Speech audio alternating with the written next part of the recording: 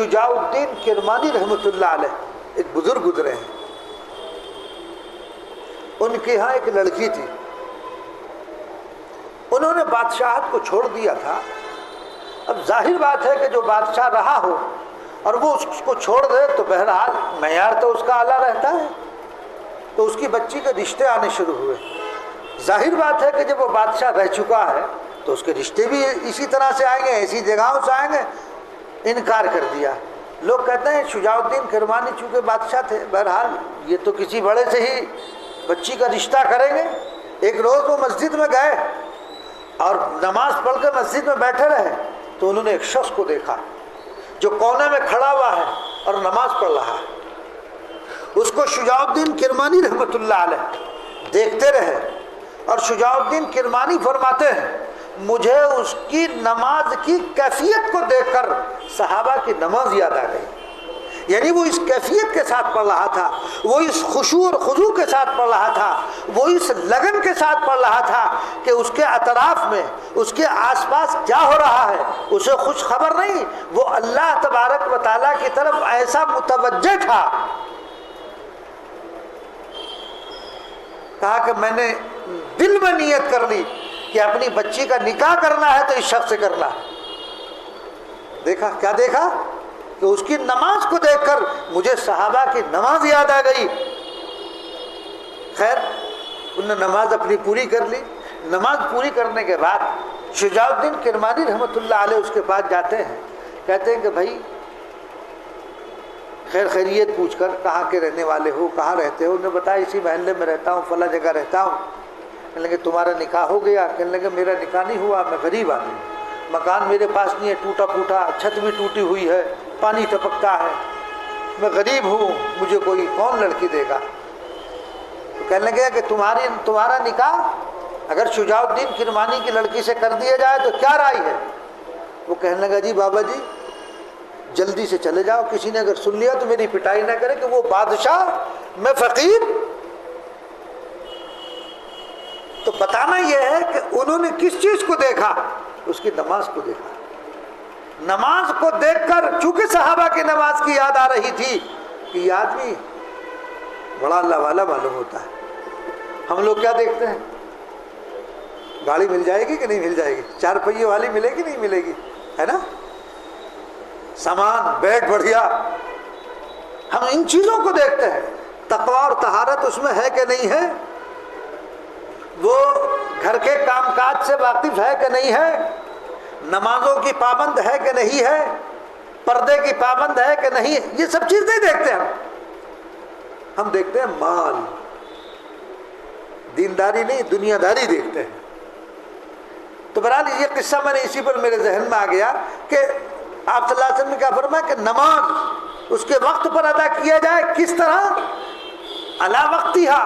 اس کی تفسیر میں محدثین لکھتے ہیں کہ نماز کا وقت پر ادا کرنے کا مطلب یہ ہے کہ وہ قضا نہ ہو پائے، جماعت کے ساتھ ہو، تمام فرائض، مستحبات، آداب اور سنن کی رعایت کرتے ہوئے پڑھی جائے، وہ ہے اصل نماز۔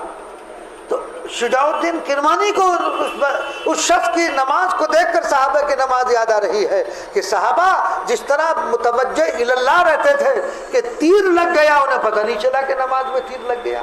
اور ہمارا حال کیا ہے؟ تیر تو بہت دور کی بات ہے، ایک مکھی آ کر بیٹھ جائے، مچھر ہمارے اوپر آ کر بیٹھ جائے تو ہمارا نماز پڑھنا 2 بھر ہو جاتا ہے نا، کبھی ادھر کھجا رہا، کبھی ادھر کھجا رہا، ایک رکن میں نہ معلوم 10 مرتبہ کھجا لیتا ہوگا۔ ابے نماز کہاں رہی؟ نماز کہاں ہوگی ایسی صورت میں؟ یہ تو دیکھو۔ تو اس قصے کی بھی تکمیل کر دوں تو شجاع الدین کرمانی رحمۃ اللہ علیہ نے جب اس سے یہ بات کہی تو اس نے کہا بھائی کوئی سن نہ لے، آپ چلے جائیے۔ کہنے لگا اگر اس کا باپ خود کا ہے تو وہ خاموش ہو گیا۔ کہنے لگا پھر تو ظاہر بات ہے کہ جب باپ خود کہہ رہا ہے۔ انہوں نے کہا میں شجاع الدین کرمانی لڑکی کا باپ ہوں، میں اپنی بچی کا نکاح تم سے کرنا چاہتا ہوں۔ انہوں نے کہا منظور ہے۔ گھر گئے بچی کے پاس، بچی سے جا کر کہا کہ میں نے ایک ایسا رشتہ دیکھا ہے اور ایسا شخص کو دیکھا کہ مجھے اس کی نماز کو دیکھ کر صحابہ کی نماز یاد آ گئی۔ معلوم ہوا کو بڑا متوکل، بڑا صابر، اور اس کی توجہ اللہ بہت ہے، لہذا میں تمہارا نکاح اس سے کرنا چاہتا ہوں، تمہاری کیا رائے؟